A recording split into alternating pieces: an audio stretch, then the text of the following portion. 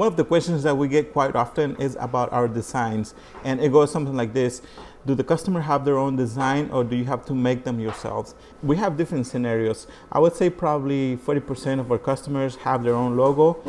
30% they have an idea, but they have it either on paper, or sometimes they just have a picture or just a sample that they send us, and we can get a better idea of what they are looking for, and the rest don't have any clue.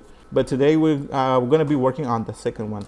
And one thing I want to point out is that you can find different resources. Like sometimes we use Google just to get ideas for logos or designs, but we also have a subscription to a website where you can get pictures, you can get logos, all kinds of different cool images and logos, but you have to pay a fee for that. Okay, the very first thing you have to do, go to your browser and type in Freepik, and then just click on it, and this is how it looks. The only downside about this website is that you have to pay, I think it's $100 a year, and you should be able to download vector logos and images, pictures, and all that kinds of stuff.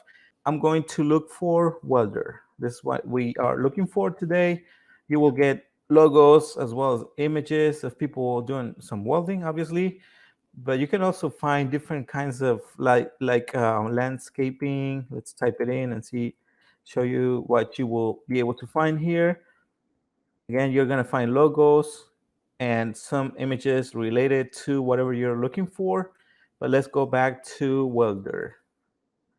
I like this one and this one too, but I think we're going to keep looking for one. And I think I'm going to go for this one. Once you find the one that you like, just download it and you will get different formats. I'm going to click on that and I'm going to open the first one, the AI file. A few seconds later, you're going to get this little screen if you are missing the font, and that's okay. We are going to ignore it since we only need the image. We don't need the letters. And let me just move it to the side so you guys will see that it's all in one image, and we still have to ungroup it. And let me show you how many different layers we have. We have for the different shades and all that, but we'll get to that in a minute. Okay, let's ungroup it. Click on that image, go to arrange, ungroup, and then again you will see a whole bunch of different layers. And I'm going to get rid of the letters, and for the name of the business I'm going to do something close to this, except I'm not going to do the contour. I'm just going to do just the regular letters, and I'm going to get rid of this here. And there's a layer here that I need to get rid of it, but I'm still going to do something here. I need to get rid of the bottom part of the circle, and this is how I'm going to do it. I'm going to select on this image, and then I'm going to shift button and click on the orange circle. And before we get rid of that, let me show you. Oops, let's go back. Before we do that, let's repeat the same steps. I'm going to select that and then the orange and go to simplify, and it got rid of our bottom part of the circle. Now that we ungroup all the images, now I'm going to get rid of like different layers that we do not need. If we had a printer, then it would look really nice. We would be able to use every single layer, like the shades and all that. But again, the process that we are using today is not the best because we are going to avoid using all the different layers, okay? And we're trying to make it easier for us too without changing the design that much, okay? And I'm going to do some work. I'm going to spend a few minutes getting rid of all that, but I'll show you when I finish with it. This is how it looks now, and I'm going to make it a lot simpler a few minutes later. Now let me show you the difference that it makes once you get rid of every single layer that you don't need. One thing I have to do here, I need to get rid of this. Let me just give it a different color so you see it. And I need to simplify our image since the color of our background is going to be white, and I want to make this white too. I need to cut through the vinyl, the blue vinyl. I'm going to press or click on the white layer and then shift button, left click on the mouse and simplify. And that's how you get rid of the this part. Now, what I see here, I can probably add the name of the business around here. there are actually two different sections, like what he does around here, and then the name of himself, since that's going to be the name of the business.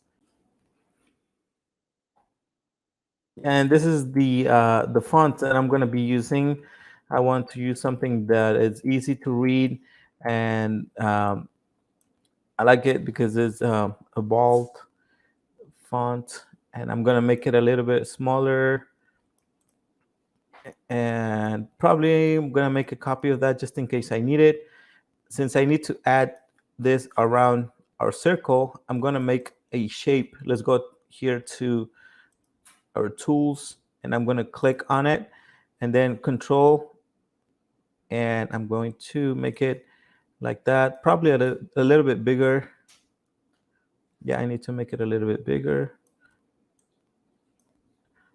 probably something like that. But I'm going to center the circle that we just made with our logo. I'm going to add them around our circle here. Let's go to this button here, fit text to path, and you will get an idea if you have to resize it. I think I'm going to have to resize the letters and probably make the circle a little bit bigger. And I'm going to center it again. Perfect. Go back to repeating the same steps. And the little line that you see, the red line, means that our logo or our letters are centered with the circle. And I'm going to have to get rid of the circle now. Since we added the letters around the circle, it's all in one image. I need to get rid of that. I'm going to ungroup it or break it apart. Go here, break apart. Then we can get rid of the circle. And this one probably lower it a little bit. I'm going to have to change this. I don't like the way it looks. I'm going to have to reshape it. Okay, I think I like the way it looks better now. It looks much better. Now I need to add the name of the person. Alexis is the name. Or I think I need to make another copy for the services since I want to use the same font. Now let's type in Alexis. I'm going to make it obviously bigger than the letters that we did on top. Probably make it a little bit thicker. Okay, I need to add some effects. I need to add like an arc around here. Let's click on the letters and then go to effects and go to envelope. And I'm going to select this single arc and the one that is this way, not the one that's straight. I'm going to go to that, add new, and then go here. Probably I'm going to make him a little bit taller, just a little bit. And now I can get rid of this here. I'm going to center this the letters with our logo, and I'm going to probably bring it a little bit up. And I need to send this to the back. Okay, I like the way it looks now. Now I need to type in the services now. And he actually told me that he needs like the main service to be way on top, which is the smallest or the shortest paragraph, and it's gonna look a little bit weird, but that was his request. All right, this is what I meant by that. This one is the main service that he wants people to see, and it's a lot shorter than the other ones, but again, that's what he wants, and we're gonna do it as he wants. Now I need to do the size of our magnet, and it's going to be 12 by 24. I'm going to click on the rectangle, and I'm going to make sure that this ratio is unlocked. Now let's enter the actual sizes. So we start working with actual sizes for our design. And I'm going to start with the phone number. Now I'm going to lock it and go to 22 inches long. And then I'm going to add it here. And I think this is what we're going to be able to make for him. There's not really that much room here, and he wants a whole bunch of services. I think this is the best we're going to be able to do for him. And I'm just going to keep it this way. I'm going to add it on probably this side here. Now the next step will be, obviously we still gotta make sure that we center all the letters and everything, and send him the sample. And then if he approves it, then the next step will be to apply our registration marks and our weeding boxes. So let's go back to the tools here and select a rectangle, and I'm going to start from exactly where our design or our letters start, but I'm going to do it about here. Let's double check, make sure that we are doing it right. And now I'm going to make a copy of this here, or let's add some color first. And I'm going to make a copy of this all the way to the side and place it about the same.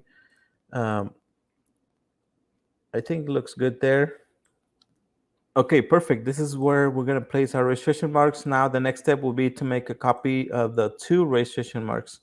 I'm going to start clicking on one and then the next one, and then right click on the mouse, copy, and I'm not going to let them go. I'm going to shift button and then weld, and let's just show you what we just welded. Let's go back, and then we need to keep on welding every single blue letters and numbers until we get every single one of them. And now let's bring our registration marks that we saved and let's give them some color.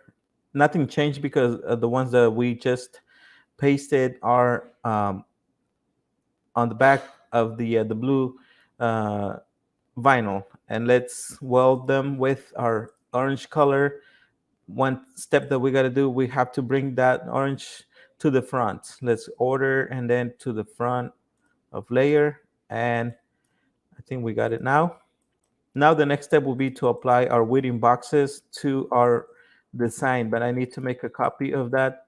I'm going to save it just for reference, and I'm going to make this a little bit smaller, but let's get rid of let's just put that on the side.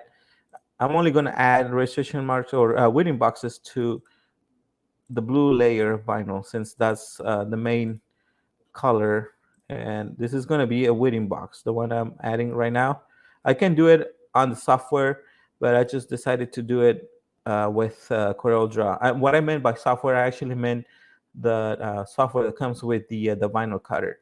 I'm going to add a weeding box at the bottom here, so we can just weed out the numbers, and then something here. And then I can probably move it just a little bit. And once we get to weeding out, we're going to do this section first, then this one here, and then this. So pretty much 3 different sections, and that should make it a lot easier. Now, would this be considered cheating? Not at all, because you're just being smart. You're just using all resources available to you. All right, guys, make sure that you stay tuned for the next video, part 2, which is going to be applying the vinyl and all that. And if you want to find out what materials and equipment we will be using for that, make sure you stay tuned, okay? See you until the next time.